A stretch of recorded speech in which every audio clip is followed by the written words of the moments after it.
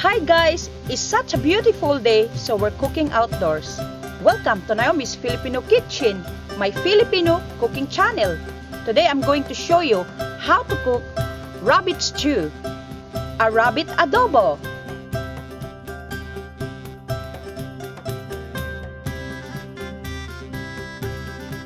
Here are the ingredients of my rabbit stew: rabbit, dark soy sauce, vinegar, cooking oil, ground black pepper, water, tomato, onion, ginger, and garlic.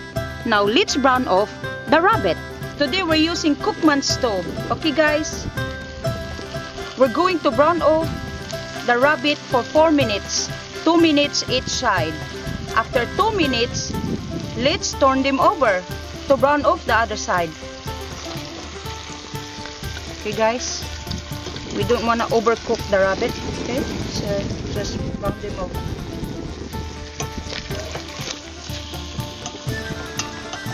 There you are.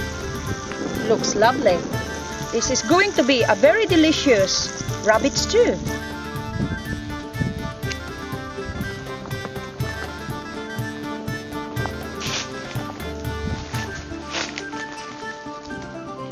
After 4 minutes, just remove the rabbit and set aside.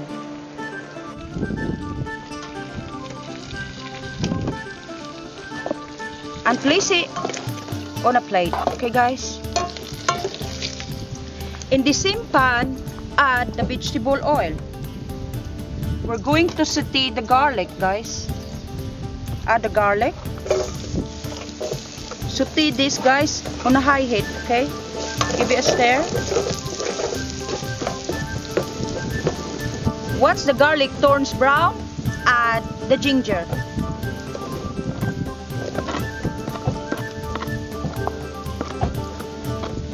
Smells absolutely gorgeous.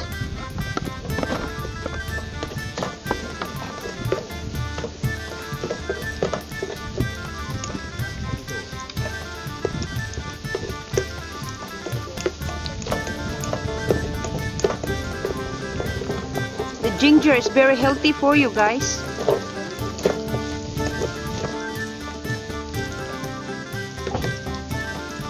Now we can add the onion.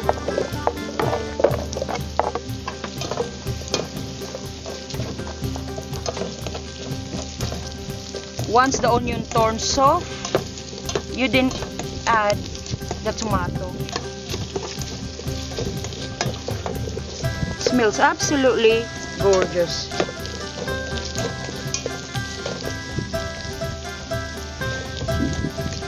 Guys, if you check out my channel, there are plenty of adobo recipe in my playlist.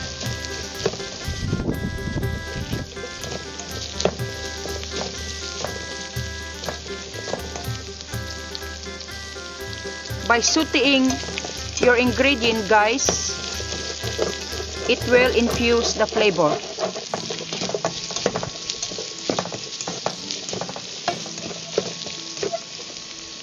Once the onion turns soft, add the tomato. Wow, look at the color of contrast, guys, in my rabbit stew. If you want a bit of heat, this is the time you add the chili. But today we're not going to do that because we're going to feed our children.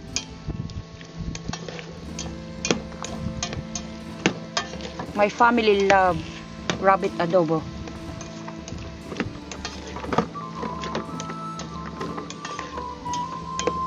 My kids are very young, so we don't want to put chili today.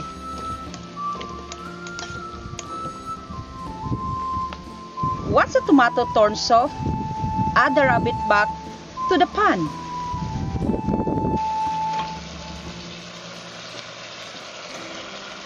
Wow, looks lovely guys, isn't it?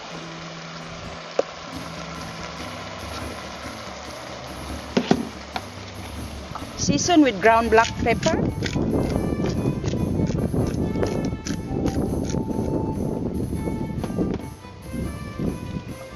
Add the vinegar,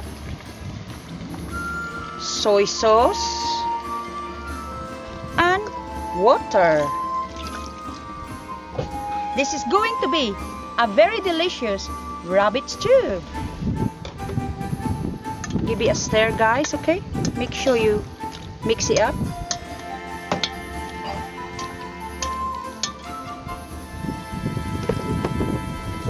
Cover and simmer on a low heat. After 30 minutes, let's give this rabbit stew a stir. Smells wonderful, this rabbit adobo, guys. Oh, wow. This is going to be a very delicious rabbit adobo. After an hour, my rabbit stew is now ready. Let's take a look. Wow, my rabbit stew looks amazing. Serve with rice and enjoy.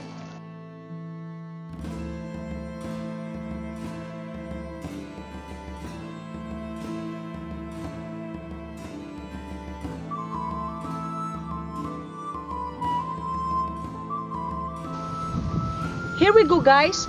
My rabbit stew ready to enjoy. Now, let's taste it.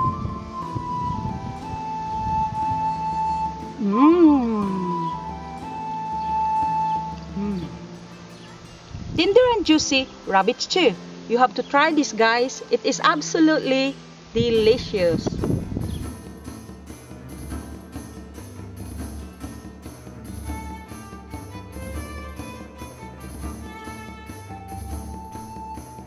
I hope you enjoyed my rabbit stew today. And if you like it, then like it. And if you love it, please subscribe.